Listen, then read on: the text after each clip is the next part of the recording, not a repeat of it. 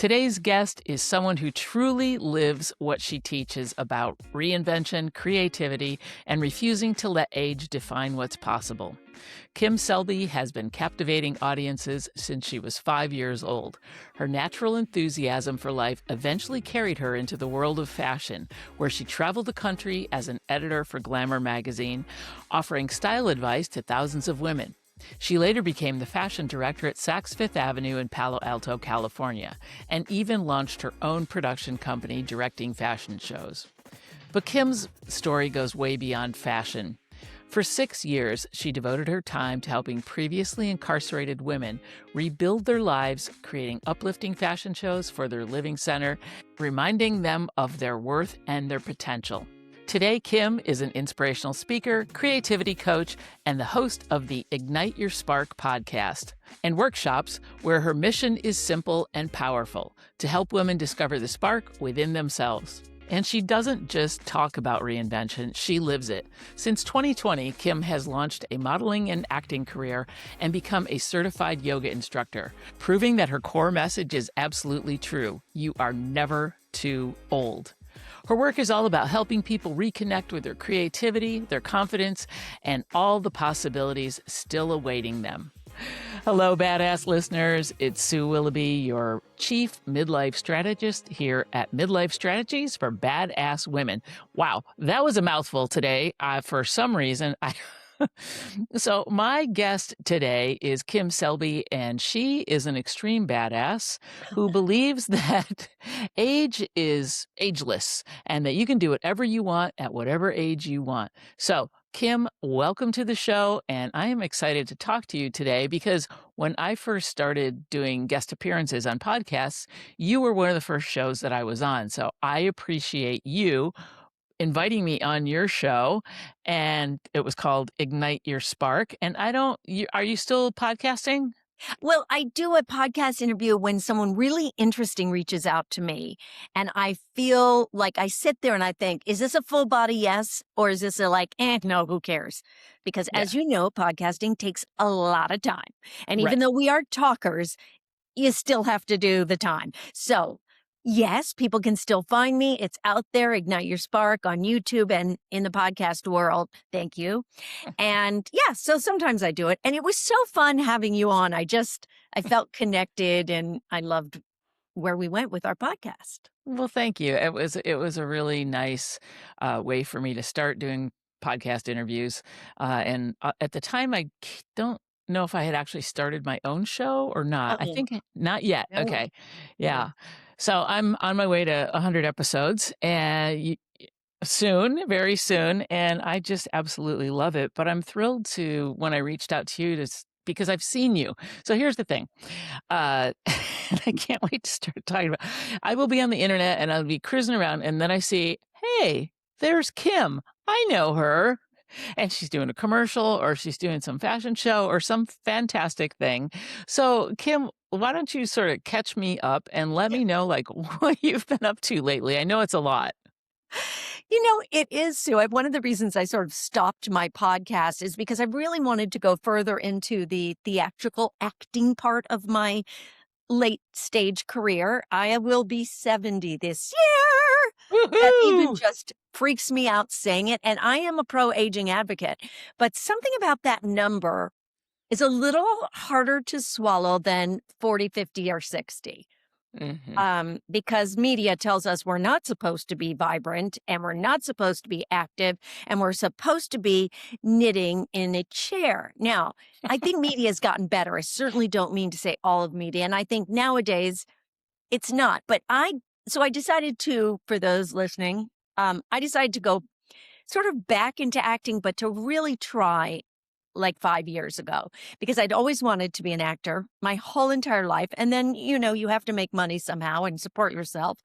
And I ended up in the fashion world, which I also love. And I love fitness, fashion, and fun. And my brand used to be called Kim's Fashion Fun 20, 30 years ago when I had my own fashion show production company. But I audition a lot, let's just say. So I found a manager. I found 2 agents, one in San Francisco, one in LA. And I get a lot of auditions. I'm really good at auditioning. obviously there's a little something missing because I don't get hired for all the ones I want. But Sue, a lot of the times, like I auditioned today and I saw the mood board, and it's this grandma who has, well, white, gray hair. I got that part. And, she weighs about 70 pounds more than me and kind of looks like this. I'm like, well, that's not how every grandma is. I am not a grandma. I don't know if I'll ever be one. I know my daughter doesn't want kids. I don't know, my son. So I am that age, but I'm not a grandma. But even if I were a grandma and my friends who are grandmas don't look like that. They're Yeah. active, they're vital, they work out, they walk, they hike, they golf, they do everything. So I'm really ticked at media when every time I have to audition for something and pull out my grandma cardigan, and it's like, well, wait, where are the roles for people like me? I mean, Yeah. aren't we supposed to be aspirational in our ads? Oh, I want to be like that person.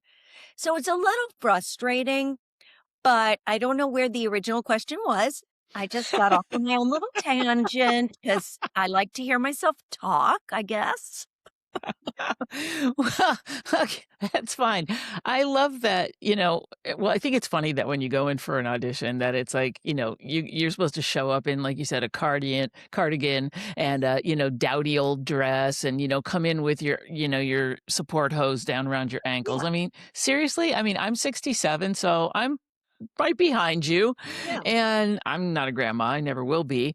But there's and I look at other actors that are aging and that are aging gracefully Mm. and they're aging into roles that are for mature women. And just because they're playing a mature part doesn't mean that you have to look like an old lady. I No, mean, no, it's The Devil crazy. Wears Prada 2 is coming Yeah. out, and Meryl Streep is in it. She's a little older than me. I haven't Fabulous. seen it, but I know she's fabulous. She's one of my favorite actors of all time, and she looks great, Yeah. and God bless her. I mean, I'm so happy when people get these roles and they are aging gracefully, and June Squibb, do you know who she is? 96 years old, and she No. just had a feature film. If you saw her, you'd recognize her. Now, she does kinda look like a grandma, white hair, but she's 96, and she's Yeah. phenomenal. She's entitled to look like a grandma at 96. Exactly. And all these actors, now let's be honest, they've had work done. I have had no work done, Right. I mean, it's just so anyway, but let's not get into that, but I could Yeah. talk about Demi Moore. I don't know if you've seen her recent pictures. Yeah, I have. It's scary, and Mm. that's what I want to get rid of. I Yeah. want let's age gracefully and naturally, and I'm part of an agency in Sweden.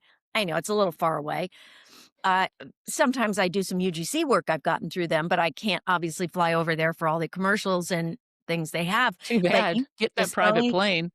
yeah, it's a long flight. I went in January. But you have to sign something that says you will not cosmetically Mm, enhance your face. And interesting. if you don't sign it, you're out. Yeah. And I Well, love I it. think I think that it is, as I age and I look in the mirror and I'm like, "Oh, okay, a few more wrinkles. This is starting to sag or that's starting to." But it's like, well, what am I gonna do? I don't want to look like I'm 30 for the Right. because that just doesn't look right to me. So I get it. But I love that you're out there putting yourself out there. I think that when you go to, audition for the next grandma role, you should do like a little cartwheel onto I know. set or something and just be like, "I'm here. Hey." Well, I have kicked my leg in the air for it, but you know what? We don't audition in person. It's all self tapes. Oh, So really? I'm in Okay. my like audition room where I have a background behind me. Yeah, Uh-huh. so you don't know their reaction. You don't know who you're competing with. You don't, which is a good thing because then Yeah. my self-esteem is good until I don't get the job because I'm like, well, I nailed that sucker. And then, 3 days pass, 4 days pass, and you're like, okay, well, they had a call back and I didn't get a callback notification. So okay. But you know what? I just keep going. I tried to act in my 20s and I had to make money. Now I am married and have a husband who pays the mortgage. So there you go. I'm very fortunate. Bless him. Yeah, bless him. Every day I'm grateful for him. Well, But you're in my right, and 20s, I didn't do it. I couldn't handle the rejection either. It's horrible. mm, Yeah, I dabbled in stand-up comedy, when I was younger and acting, and it I think, at the time, I didn't have enough self-confidence and enough self-esteem to get me over the hump. I enjoyed it, but like you said, when it would come to actually trying to get a role, I would just be like, "Whoa," it's performance anxiety. Mm. But I did enjoy it. I'm thinking, I wonder what it would be like now if I went back to do, some stand-up comedy or something. I think it would be completely different because now I just don't give a shit. Well, I'm always looking to go see comedy with people like you. I don't want to go see these young guys who are out there or young women and they have to use foul language. I mean, the well placed F bomb is fine with me. I have Right. no issue with any of that. But when Yeah. every other word out of their mouths is, this, that, or the other, and I love comedy more than anything. I love Yeah. comedy. So I think you need to go back into it. And there you go. And Midlife do it. comedy. Get Yeah. Midlife, badass comedy. There we Yeah. go. So, I gotta ask you, I mean, you do walk the talk, and how do you stay motivated? So that's really an interesting question because I love to perform. I love to perform. I love to make people laugh. And I never met a camera I didn't like. So I just figure, what the hell? I'm going to audition, give it my all. And then when I do things on social media, it's like performing. It brings me joy. I Yeah. just because it's what brings me joy is what keeps me motivated. Because if you're not doing something that lifts you up and lights you up, you're not going to be motivated to do it, right? But when Yeah, you absolutely. are, then you're motivated. That bottom line, I love doing it. Well, I think that that's a really good motivational tool, and I know that you work to inspire other women in midlife and beyond, to ignite their sparks, Yeah. and how can you help motivate other people or get them to understand that you don't have to give up your whatever, but you can be passionate about something and find that passion? How do you help other people do that? I mean, it's Well, one thing to find it in ourselves, right? yes, but it's interesting because I do love doing that. And I haven't done it for a couple of years, but I used to hold workshops for women. And because I find that when you're in a group I mean, I've done coaching one on one but it's different than when you're live and in person in a group of 6 to 15 women and you're all communicating and you realize that you are not too old.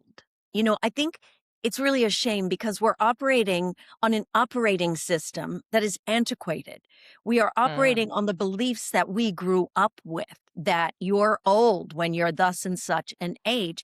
And I think what holds people back is that paradigm that is no longer true, that I'm too old. I'm too old.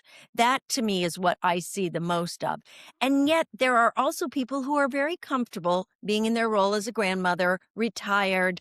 And that's great because they're doing what they love. They're gardening or they're reading or volunteering.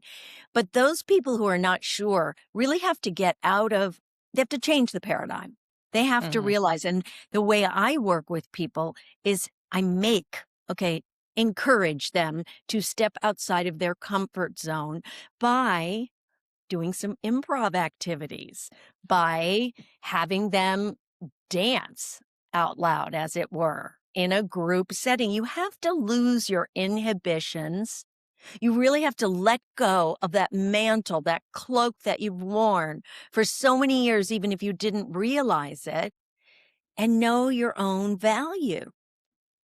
And you have to discover what you want to do. You have to discover a passion. And that is how I work with women one on one or in community, in groups. And again, I don't have anything I'm working on right now. In my brain, I'm thinking of some workshops that I really want to do. I think people just give up. And it's my goal to help by all the silly videos I do, anything on TikTok or Instagram to just hey, listen, if I can do it, you can do it. Yes, I have that personality. You and I are both extroverts and we love to perform. However, you don't have to do what I do, but what do you love to do? What is it?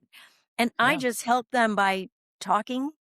There are exercises you can do and to help them believe in themselves if they want to do something. The first thing is awareness that you're stuck. And the second thing is, oh, I do want to do something. So it's really a matter of stepping outside the comfort zone because that's where the magic happens.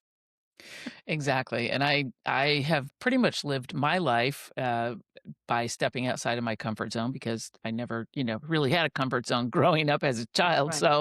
uh, so stepping outside of it was, pretty easy, but it is difficult for some people to do that, and I some of the things that I talk about in my coaching practice and as working with horses, which will get you out of your comfort zone in a hurry, Yeah. because you've got a 1,200-pound animal staring you in the face and reading you like, "Hey, I know what's going on with you, but you don't, so let me hip you on that."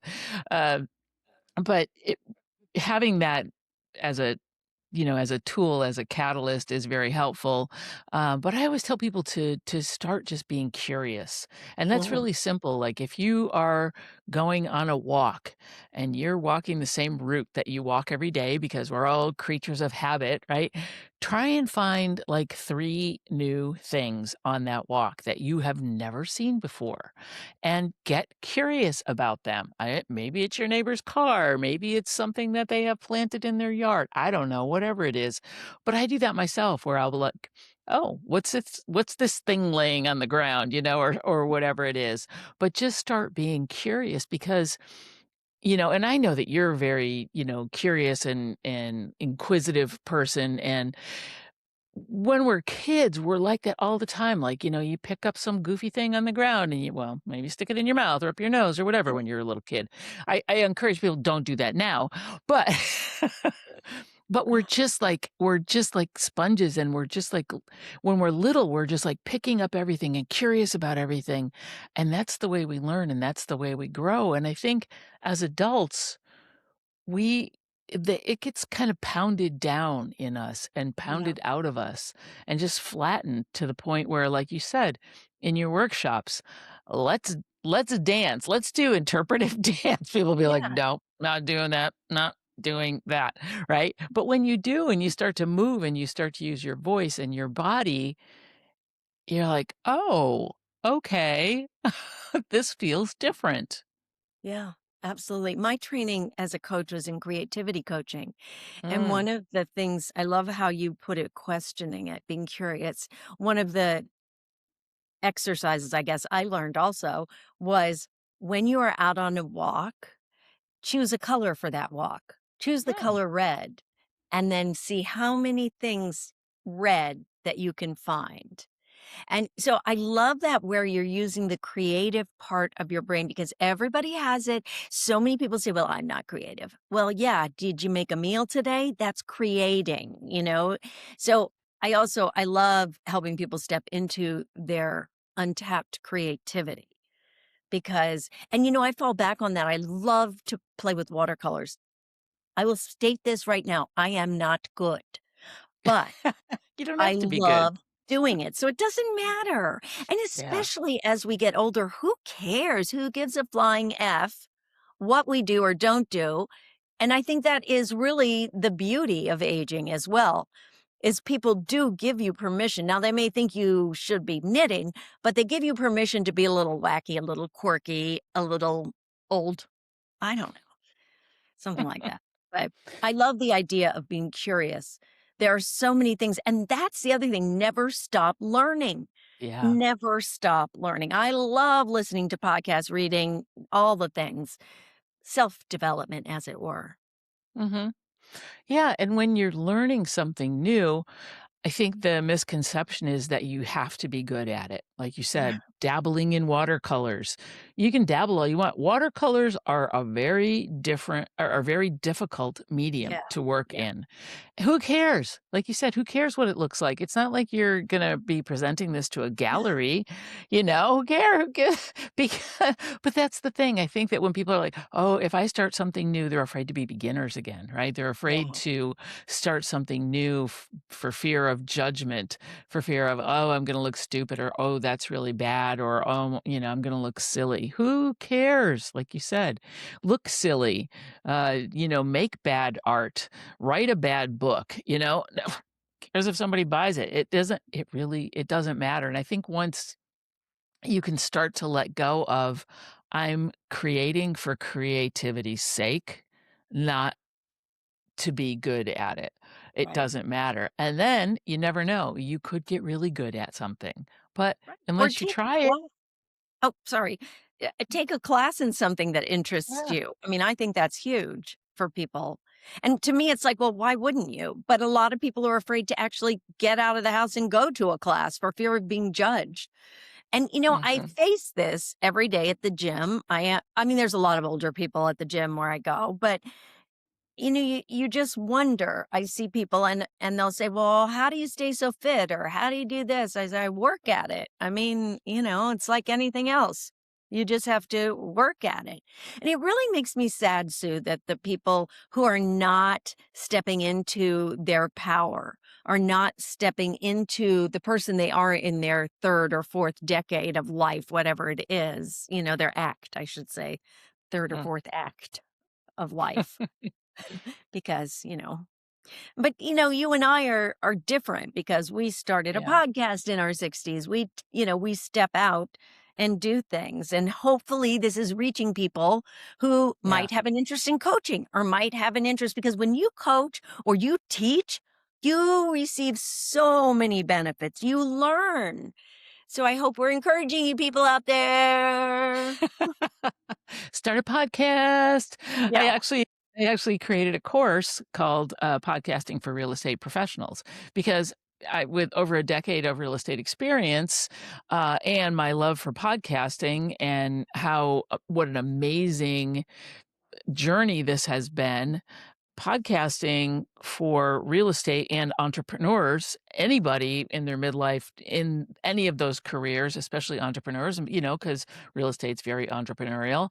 That is a huge beneficial marketing tool because it creates credibility. People can hear you, they can see you if they're, Yeah. watching on YouTube, and it's authentic. You can, be the local expert and people are going to come to you because then they trust you. So it builds trust, it builds authority, it builds all of those things. And so anyway, I have it's actually a free limited series podcast on Apple, Spotify, wherever, and it's called Podcasting for Real Estate Pros. So any of you who are out there, uh, and I'm also a certified podcast coach. So like I said, I never stop learning and growing and figuring things out because that's what I love. And like you said, if by us doing these things and for people seeing us, seeing your funny TikTok videos, that can be inspirational, great. Yeah. So be it, That's Well, and when I was 65, I got certified to be a yoga instructor. I I know, don't that's I love that.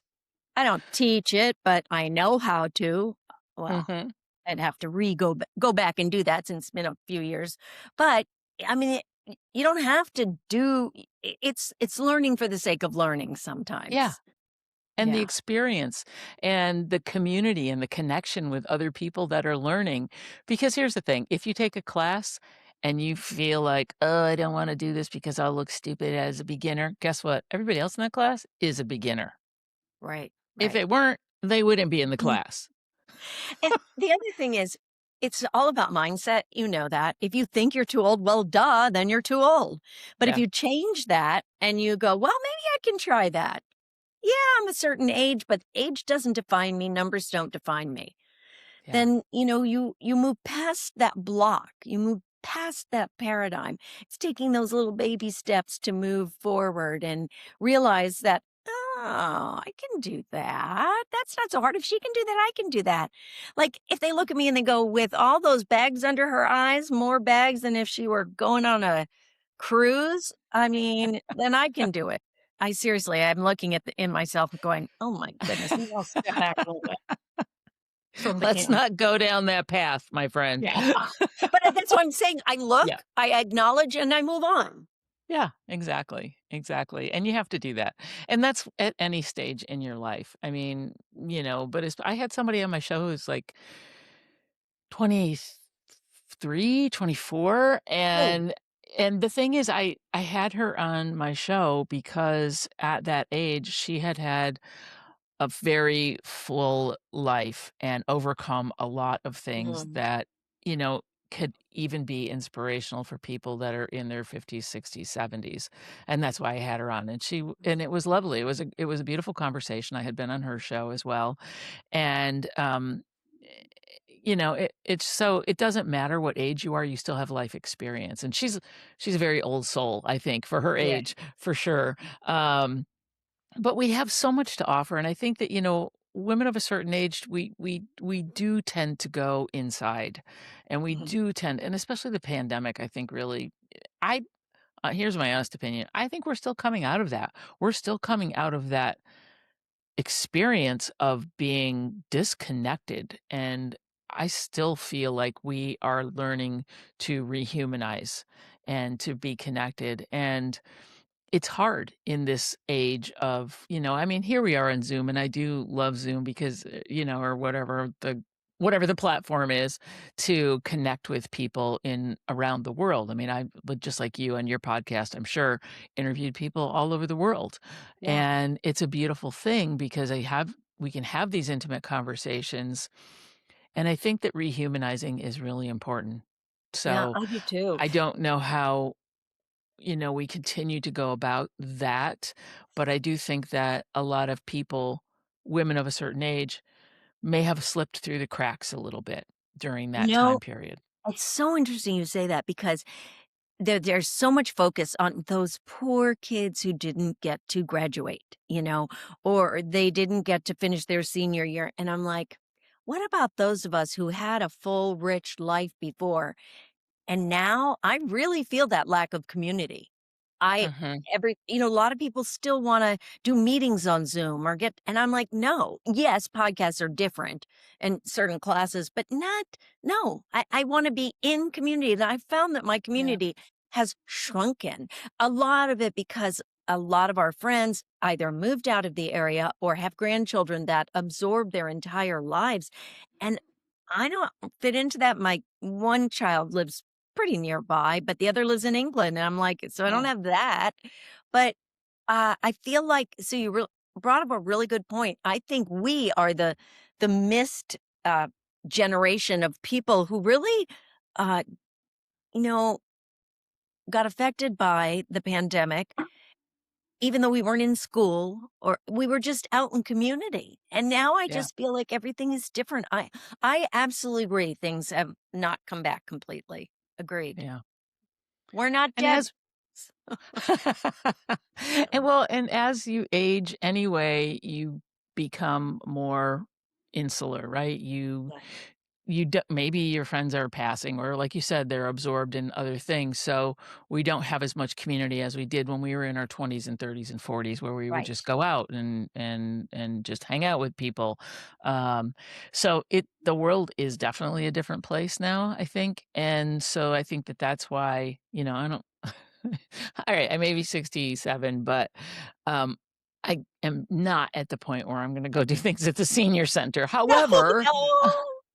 I'm just not. I just, like, I can't, right? I Well, just no, we're can't. too young for that. I mean, those people, honestly, and I hope in my 80s, I feel like that too. Yeah. In my Yeah. 80s, I hope I feel too young for that because I Yeah. actually get hired to do a lot of senior center videos and photo shoots for them, but I don't look like the residents. I mean, I Right. might have the white hair. I'm probably 10, 15, even 20 years younger than some of the people in there.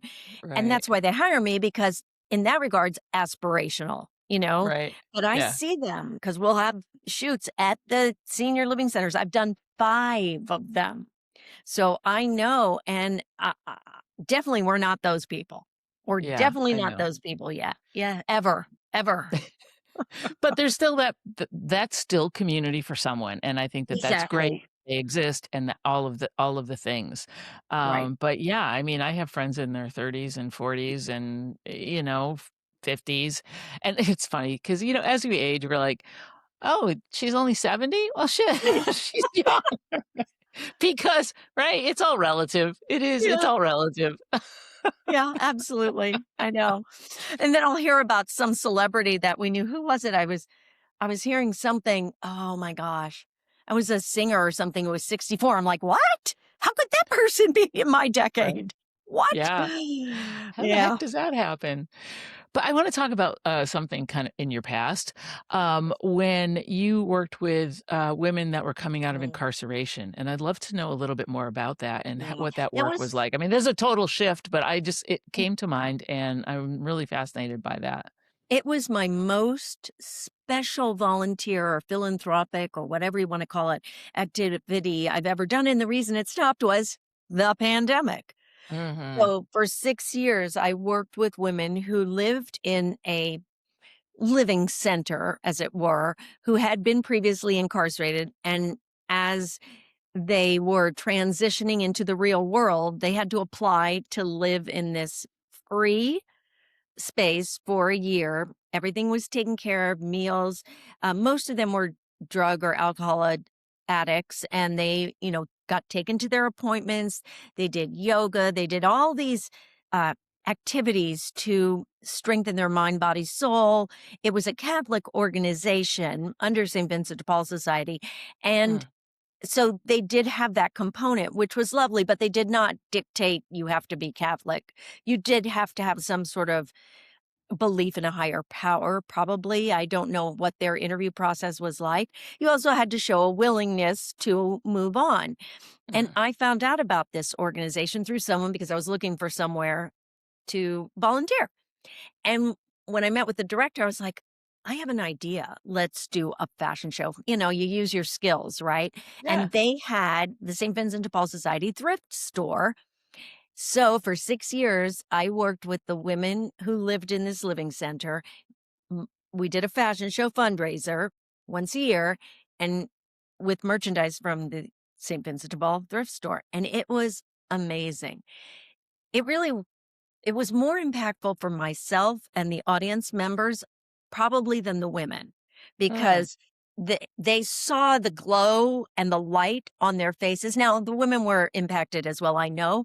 I The last one I did was 2019 and then COVID, and I am still in touch with about 5 of the women I worked with, and I have followed their path, and they're doing remarkably well. Not everyone makes it out of that, uh, their system. They go right. back or because that's life, right? It's really hard to break the rate of recidivism, although Catherine Center did a really good job of it. And I heard they did close, but I heard that they are reopening in a different location, which is wonderful. So I would work with these women for about 6 months, once a week. And I did things like you would do as a coach.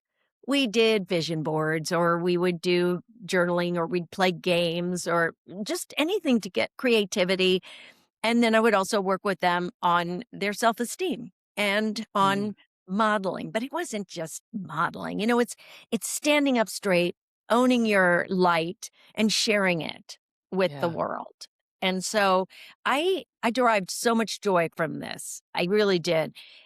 Yes, I said it really moved me. Yes, it was very challenging, and the logistics were, very difficult because the women could not leave their center to go to the Mhm. store for fittings, so I'd be bringing so many clothes to their center, and I'd come and have them get fitted, and then I'd take all these clothes back to the center, and then I'd bring more clothes. So the actual logistics were challenging, but the day came when they stood on that runway. I knew they were nervous, but I made great music for them and I encouraged them because I really did believe in them. And people Yeah. donated their styling skills for hair and makeup. Oh, I The love that. women felt fabulous about themselves. They didn't always like what I chose for them, but I tried to make it so that they felt good in what they were wearing. and it was always a big theme, and it was each segment was really fun. I did one which was like a tango segment one year, and they all wore black dresses, and I had like big red roses around their necks, and they kind of strutted to the music. It was amazing. I really, we did not. I think someone might have filmed little snippets of it, but for privacy reasons, they really couldn't do it. And those were some of the best shows I ever produced. I produced hundreds and hundreds of fashion shows, but those were the best because the transition from them feeling sort of down and not good about Yeah. themselves to being on a runway with, 300 people in an audience applauding them, you could just see them light up. It's just all I took was some encouragement and helping them feel good about themselves. Now, I know fashion isn't everything, but when you put on something that makes you feel good and you have a little makeup and your hair done, it people just stand up straighter. They feel Yeah. better about themselves. Not everybody, but for the most part. I mean, I've worked with men and men feel the same way. They, Uh-huh. oh, okay. All right. I feel like I look pretty good. But it's also someone believing in them, and Yeah. someone encouraging them. And that's why I think coaches are so valid and so important for everyone. I've had coaches and Yeah. therapists because you need someone who believes in you that's not a relative and not like just has to. And I consider myself a coach in that regards. Yes, I trained them to walk on a runway, but I was coaching them. I mean, I guess, much like you coach and work with the horses, people just they need an encouragement. We all need that. And that's part of the community aspect I think is so vital. Living in a blue I don't live in a blue zone, but the people who live in blue zones, the community was the number one thing that Yeah. really showed a difference in how people age. And honestly, I feel a lack of community. That's why I like my online presence. I have my online community, my TikTok Yeah. friends, my Yeah, phone. absolutely. It's funny because first of all, I want to address what your work did, and it's when somebody's going through a difficult time, and that could be drugs, it could be alcohol, it could be incarceration, it could just be aging, it could be anything where you don't feel part of society or you just don't feel seen. And I think Mhm. that when we can feel seen by someone and acknowledged for just being a human being, and that does amazing things for our self-esteem. And like you said, the difference in people's the women's just how they carried themselves. And I Yeah. know for myself, it's like, but just go back to the pandemic for a second. I mean, we're in our sweats for, 2 years or whatever it was. It's like, and then you put on like hard pants or real I know I clothes used to and you call them go out hard and you're pants like, too. oh my, yeah, put on the hard pants. Like, and leave the house and like, "Oh, I am a real person again." But I think that, like I said, it does amazing things for our self-esteem and just feeling seen and feeling like I'm worthy of being, I think Right. is really just huge. Yeah, okay, sorry. I was gonna say something No, after that, and I totally forgot. But no. anyway, so Well, I as you I were love that saying you that, did that work. Yeah. oh, thank you. I loved it. I loved doing it. It's really sad. I mean, everybody knows that when you're in prison, you get beaten down. I mean, it's Mm, how are you supposed to find self-esteem in that? So yeah. I really applaud St. Vincent de Paul Society for investing in something like this. I don't think they will be a part of the new Catherine Center. I can't remember. I don't know exactly. But I mean, they're humans. We're all humans. We may have different Yeah. colored skin or hair or ages, but we all embody love. We're all humans. You look in someone's eyes, it's critical to do that because they Yeah. feel seen, right? I just encourage everybody. I'm also of that on that spiritual path. I'm a woo-woo girl, and I really believe that every human has value and that am I always perfect? And, do I pass someone in San Francisco near where I live, and you go to the theater and they're just the homeless and the needles and the excrement, but I still bless the people as I walk by them, Mm. where it's just and that comes with age too, Sue, don't you think? You Mhm. really Well, some people get less forgiving, I guess. I've gotten much more Yeah. forgiving and much more understanding. But then there are those people who want things their way. And, as you age, I don't know. I just try to be open and receptive and Uh-huh. look people in the eye and see their value because we all have value. And I think that's part of the problem with ageism. They tend to Uh-huh. overlook the elderly. I Yeah. guess we're the elderly now. I don't know. Please don't go there. No, it's true. I mean, but then you think of some cultures where they embrace the Mm, elders, right? yeah, They embrace that knowledge and that life experience, and I think, in our culture, we don't necessarily. mm. We discard certain people, for various reasons. But all right, now that we're down the bummer path, let's come back from the bummer path for a second. Oh boy! But yeah, I love that you did that work, and I do think that just in our day to day lives, we can make or help someone feel seen and help someone feel worthy of attention, whatever that may be. And that's the other thing I like to encourage people to do is, look at someone differently. Don't look at them with judgmental eyes. Look at them with like, what if that were you? How Yeah, would you feel? right. And I'm grateful that maybe it's not me, but how can I make, how can I not make that person feel worse about the situation that they're in or something, just it really is, look at things with different eyes. Take off those rose-colored glasses and look at people and things from a point of curiosity and a point of love and light, and be able to, because I think that the higher I'm woo-woo too, right?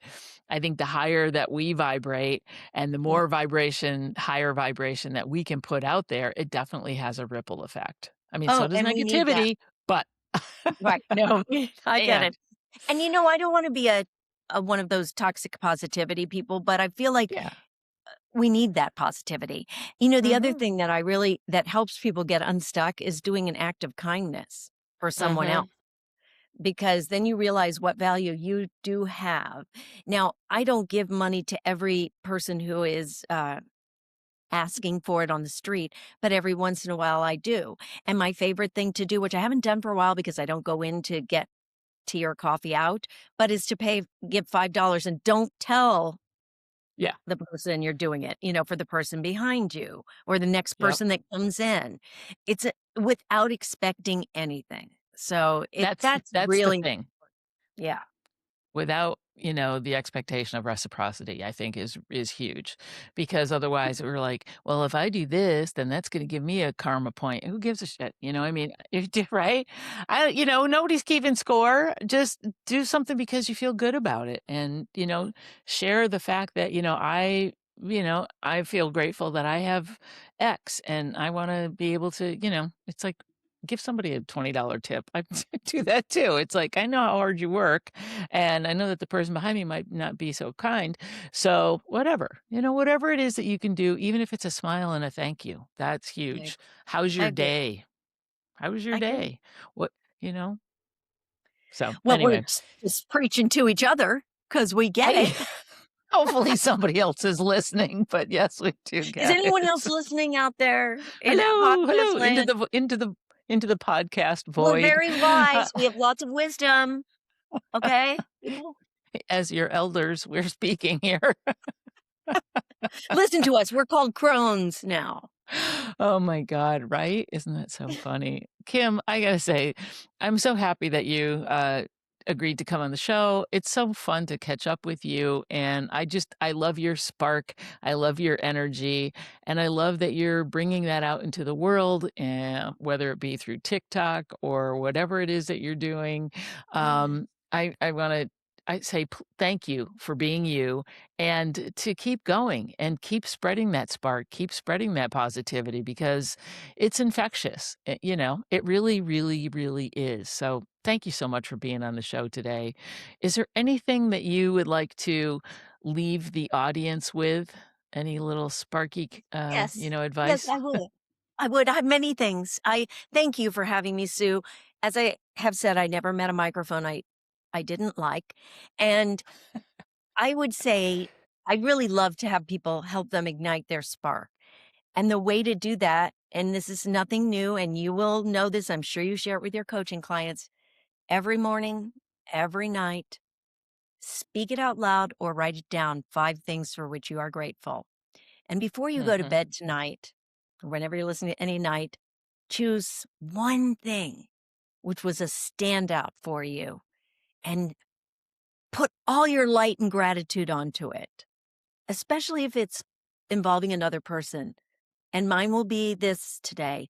And that person will receive that light, and therefore your light will be ignited. I love that. Thank you. That is beautiful.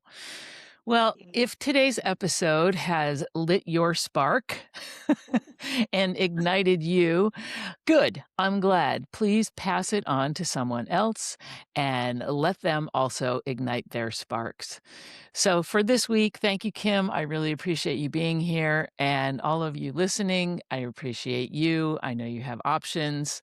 Thank you for making us your option today. And until next week, this is Sue Willoughby from Midlife Strategies for Badass Women.